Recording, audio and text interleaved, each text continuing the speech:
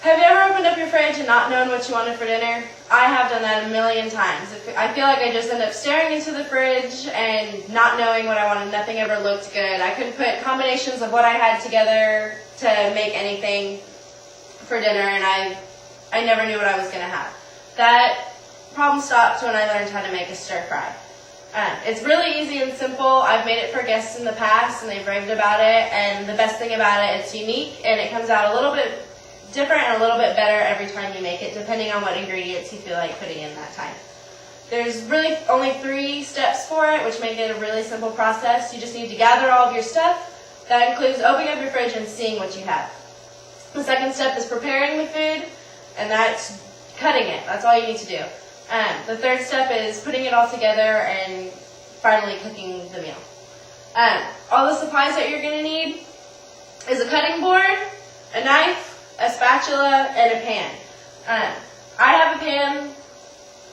Other people may use a wok. A wok is basically what skillful chefs use. The sides are a little bit deeper, and when you flick your wrist, all the vegetables turn and cook evenly for a short cooking time.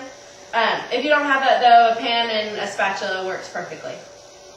Other than that, you're going to need your cooking ingredients, which can vary from whatever you have in your fridge at the time. What I prefer and what I usually have in my fridge to make a stir fry is Chinese cabbage called Napa, bean sprouts, and snow peas, which you can get at your World Market.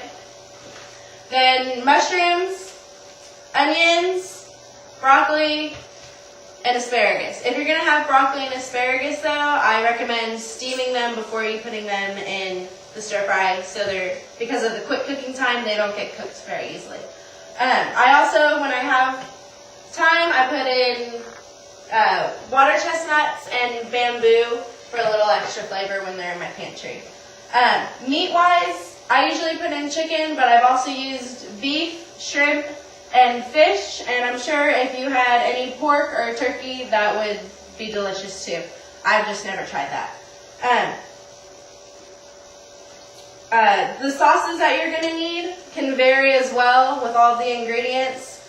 I usually have a little bit of soy sauce. Kung Pao sauce I've just tried. It gives it a little more of a spicy kick. Hoisin sauce and oyster sauce are just more of the typical Asian flavors for stir fry. Worcestershire sauce seasons meats really well, and whatever seasoning you have for meat, you can also add in. It's completely optional. Now that you have all of your supplies, it's time to start preparing.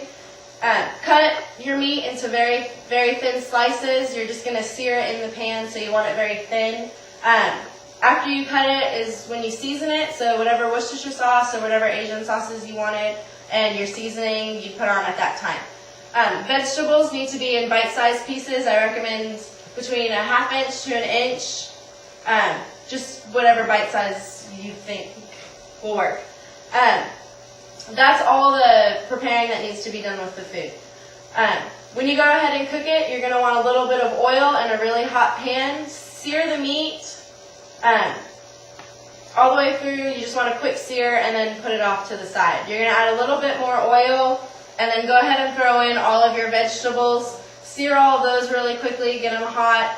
You can add the meat back in, and then once you add the meat back in, stir it all up, mix in all of your sauces. I usually put in about a 1/2 teaspoon of each sauce, just so I have a little bit of each flavor in there.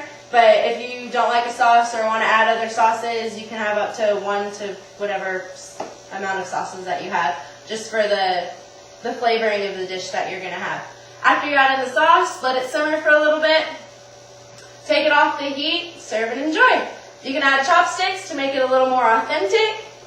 But other than that, I hope this solves your dinner problems at night.